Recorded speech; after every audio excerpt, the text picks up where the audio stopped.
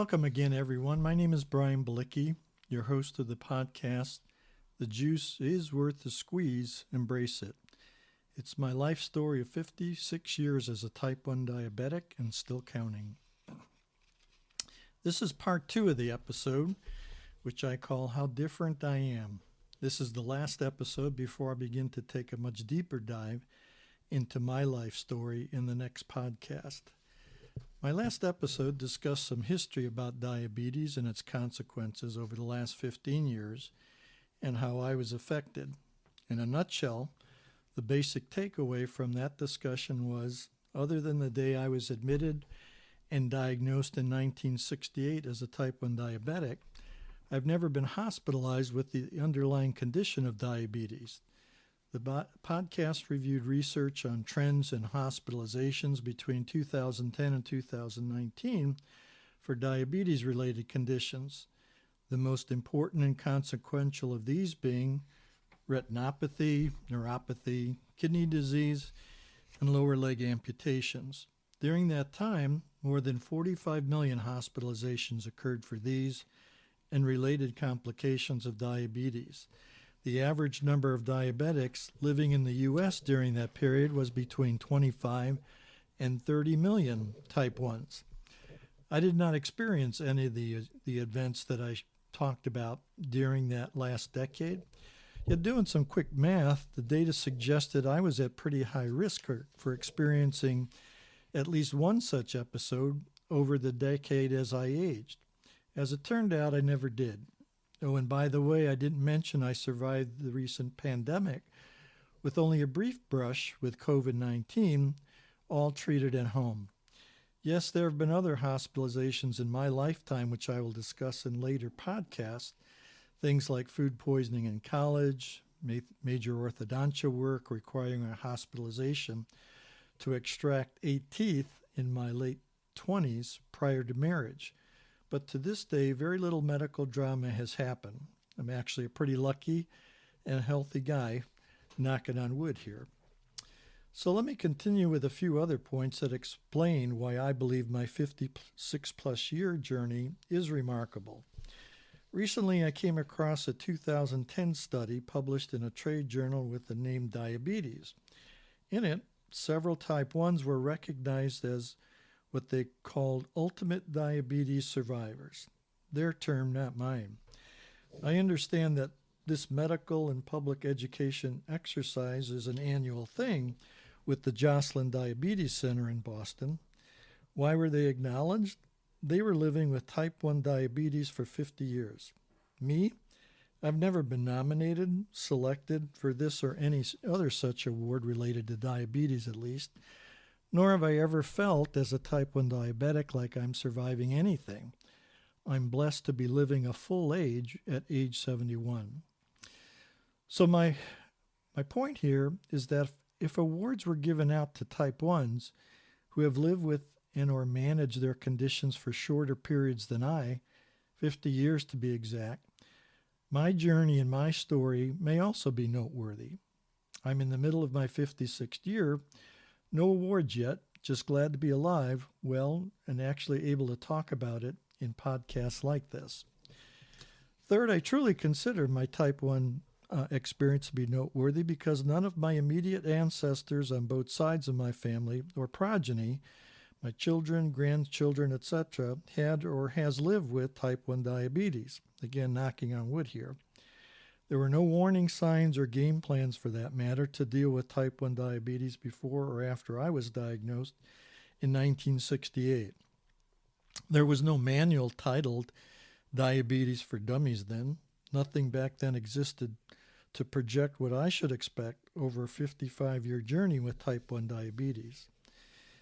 Fourth, my story is different because the origins of my type 1 diabetes are noteworthy. An explanation has been given to me and my family over the years that my condition was what they call autoimmune in origin, meaning it had little or nothing to do with events around me or personal circumstances. The latest research suggests my own internal immune system in 1968 simply began attacking my own pancreatic cells and they stopped working. Why? No one has been able to explain that very convincingly to me to this day.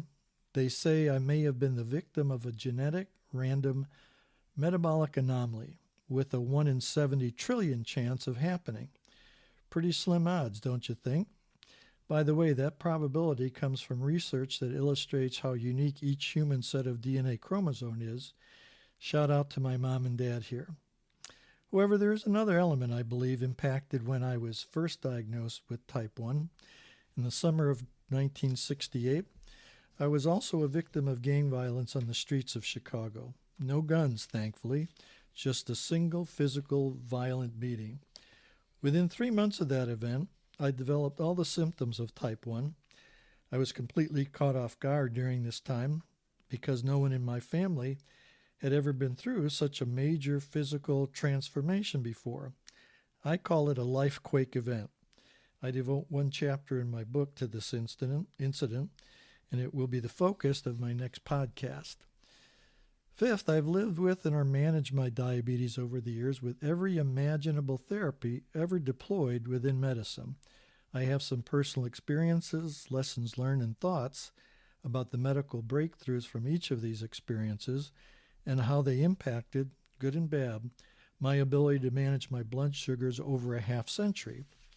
I have something to say about the myriad therapies. Yes, the glass syringes, the metal needles, plastic disposables, the finger sticking, insulin pumps, continuous glucose monitoring systems, and the possibilities and opportunities of self-management. I've used all these things, sometimes in public spaces, even overseas, but mostly at home. Finally, clearly, type 1 diabetes has impacted my life tremendously, surprisingly positively, though. I can share with listeners I've been lucky to enjoy certain special events, what I call Kodak moments, through my 55-plus years in my private, non-professional life. These events depended in part on and challenged my physical abilities and dexterities, like my eyesight, my endurance, my ambulatory health, and my general diabetic control to fully experience them all. Collectively, I refer to them as the juice. I will dive deeper into these in this concept in different upcoming podcasts and a soon-to-be published book. So a question I've had recently as my lifelong journey has continued, what role have I played in living this journey or this dream? Have I influenced the events? Pretty difficult question, since I did not keep a personal diary about this over the decades. Even though, here's some of the thoughts I have had. Managing type 1 diabetes for 55 years, clearly, I've been aided by many medical and scientific breakthroughs, not to mention the extraordinary help from my own medical team over time. During this same time, many but not all type 1 diabetics have also been helped with these same technologies, medical professionals, and caring. But in deciding about doing these podcasts and writing an upcoming book, I ask myself the question, what have I myself done, putting aside these breakthroughs, to successfully manage type 1 diabetes for 56 years?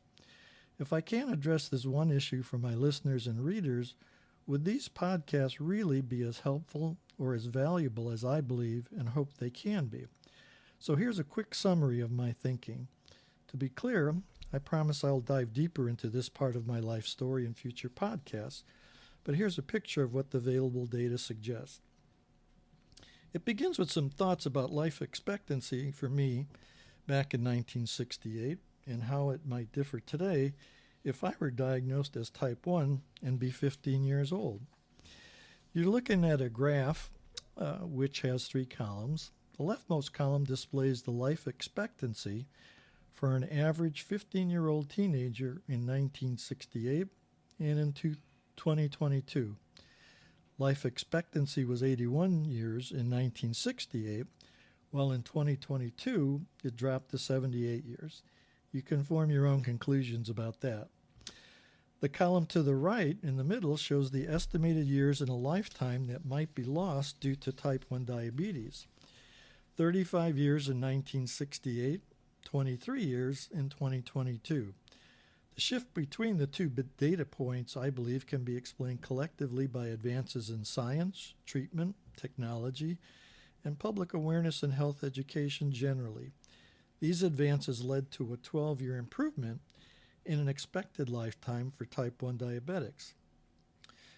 The next graphic highlights how and when these advances in type 1 science played out between 1960 and the present. From a big picture perspective, real improvements in the science began with the introduction of dynamic insulin medication therapy and pump technology in the 1980s and 90s, followed in the early 2000s with the introduction of real-time measurement of blood sugars, and soon thereafter with continuous glucose monitoring. The drop in the blue line in the graph indicates that fewer years of life were lost among diabetics as these advances were rolled out across the country and across the globe. What intrigued me personally about the graph were 2 points in time, 1968 and 2022. In the next graph, you'll see that there are 2 years, these 2 years are highlighted. In 1968, the year I was diagnosed with type 1, I was expected to lose 35 years in the normal lifespan of a 15-year-old teenager. While I might have expected a lifetime to 81 years old in 1968, being type 1, that lifespan would probably be reduced to 46 years. In 2022, if I turned 15 in that year and was also diagnosed as type 1 diabetic then, I would lose fewer years, 20 to 23 years to be exact. This shift or reduction in lifetime years lost presumably represents the difference that medical advances and technology have made in the lives of type 1s between those 2 years. Seems to make sense. They've added, on average, 12 to 13 years of life to type 1s like me. So for me, the key point here is if I'm now 71 years of age, have lived past age 46, and benefited from medical advances that led to 12 more years of life, that would take me to age 58. What explains the additional 13 years of life that I've been lucky to have since my 58th birthday? The next graphic, the pie chart, suggests the possibility that these 13 years may be my contribution to my current lifespan at age 71. Personal behavior, lifestyle, choices, and everyday commitment to managing my type 1 diabetes. I believe my own 10 priorities for lifetime management of type 1 diabetes might explain this difference. The next graphic beyond the pie chart tries to lay out a sequential path to explain this a little bit further. The two graphs collectively combined suggest my own actions as a type 1 may have added 13 years to my lifespan, and the meter is still running. This is a big part of the juice that results from following the 10 lifetime priorities I will discuss more fully later. This is the value I hope I can bring to the discussion about how to reasonably manage type 1 diabetes over 55 years and enjoy a healthy lifestyle later in senior years and retirement. I trust you can see why my life story may be a bit different from other type 1s, type 2s, and even pre-diabetics living and growing up with a disease. From personal experience, over 55 plus years, you can have the lifetime you choose as a type 1 diabetic, but making healthy and responsible choices along the way is essential. Easy to say, difficult to do, right? I say embrace it. Manage the details of treatment and personal behavior as best as you can every day. But don't stress if you don't quite meet them. Don't get overly frustrated or angry with yourself. I've learned blood sugars can spike simply because of stress itself. Type 1 diabetics need to be mindful of this. Living with type 1 can be an enjoyable journey, and there's little need to sprint. If you commit to taking care of yourself every day, and even if you are not as successful as you want to, you will still receive what I call quality of life points later on. Yes, days, months, even years of life itself. Even if you don't perfectly meet everyday challenges, you will get closer to a landing spot of blood sugar control that should provide a fuller quality of life during your senior years. So that's all for today's podcast. I look forward to joining you in my next podcast. It begins with some pretty dramatic events that occurred almost 56 years ago in the summer of 1968. My next episode, number 4, I talk about a Hollywood-like movie drama that began my life as a Type 1, what I called The Ambush, a gang violence incident back in 1968 that changed my life forever. I hope you'll tune in with me for that episode. Finally, as I discussed earlier, if you have any comments, questions, or other feedback you'd like to share about this podcast, I definitely welcome it. Please visit my podcast survey at fanlist.com/thejuice. I repeat, fanlist.com/thejuice. Thank you for your time. Signing off for now. Cheerfully, Brian Balicki. Have a great day.